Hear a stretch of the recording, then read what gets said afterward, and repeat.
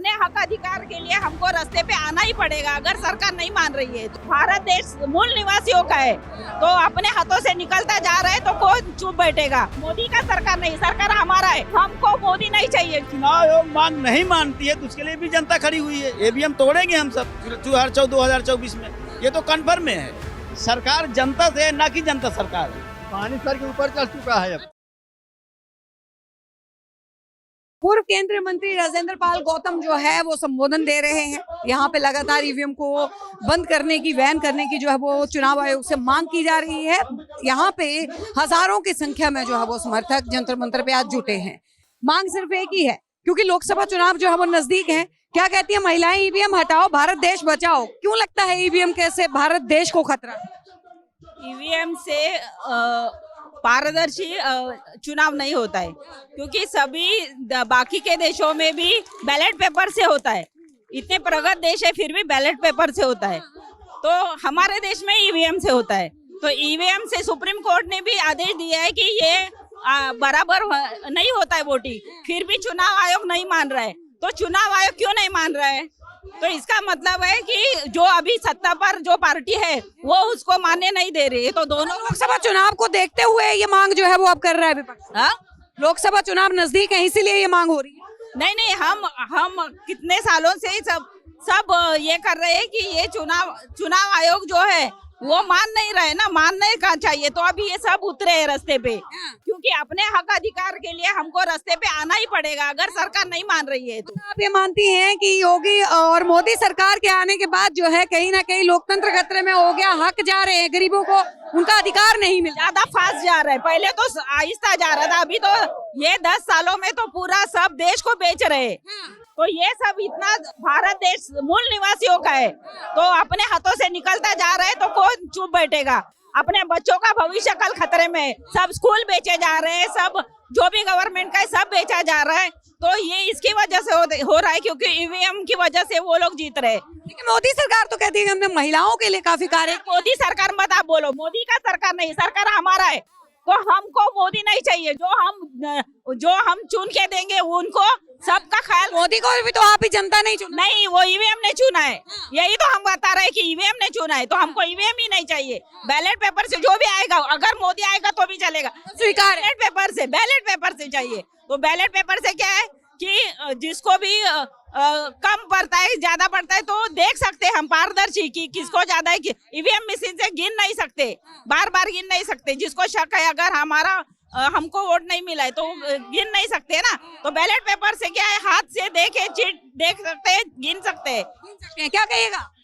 मुहिम एक चली है। जी मैडम, जो 8 अक्टूबर 2013 को सुप्रीम कोर्ट ने जो जजमेंट दिया कि ईवीएम से पारदर्शी चुनाव नहीं हो सकता, तो सरकार जबरदस्ती चुनाव करा करके बीजेपी सरकार जबरदस्ती जीत रही है। इसके विरोध में इतना बड़ा जन सैलाब आप खड़ा हुआ, आप देख सकती हैं लाखों की तादाद में। लगता है मांग जो है वो मानी जाएगी चुनाव आयोग के द्वारा? चुनाव आयोग मांग नहीं मानती है तो उसके लिए भी जनता खड़ी हुई है। ईवीएम तोड़ेंगे हम सब 2024 में, ये तो कन्फर्म है।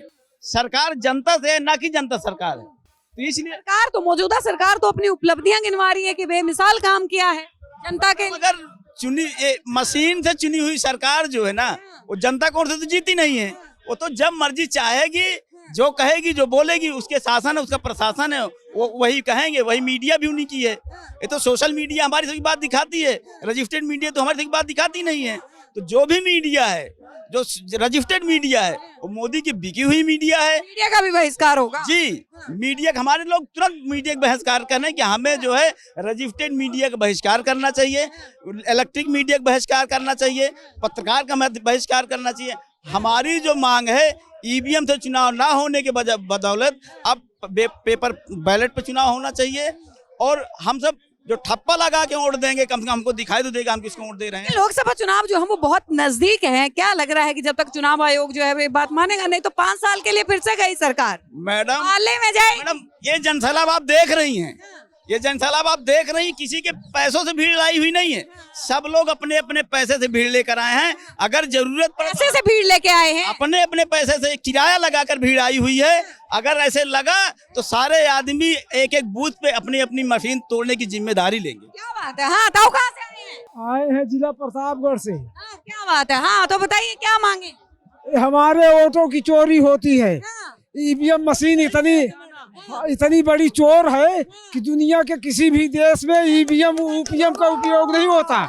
हमारे देश में ईवीएम तो कांग्रेस ही लेके आई थी। कांग्रेस पहले चोरी किया, अब उसके बाद उसका भाई भी कर रहा है चोरी। क्या बात है, भाई बना दिया, वो तो विपक्ष है। वो बीजेपी और कांग्रेस दोनों एक शरीर की दो भुजा हैं, वो दोनों की मिली गांठ है। 60 गांठ से दोनों जान तो आगे चुनाव जीत रही है और बहुजनों के हक अधिकार को खत्म कर रही है, दोनों मिल करके।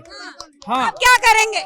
हम लोग ईवीएम का विरोध करते हैं और हम लोग बैलेट पेपर से चुनाव चाहते हैं ताकि हमारा पारदर्शी और निष्पक्ष चुनाव हो सके। क्या बात है, क्या कहेंगे? यही कहना चाहते हैं कि ईवीएम मशीन हटा ले, वरना हम लोग तोड़ देंगे।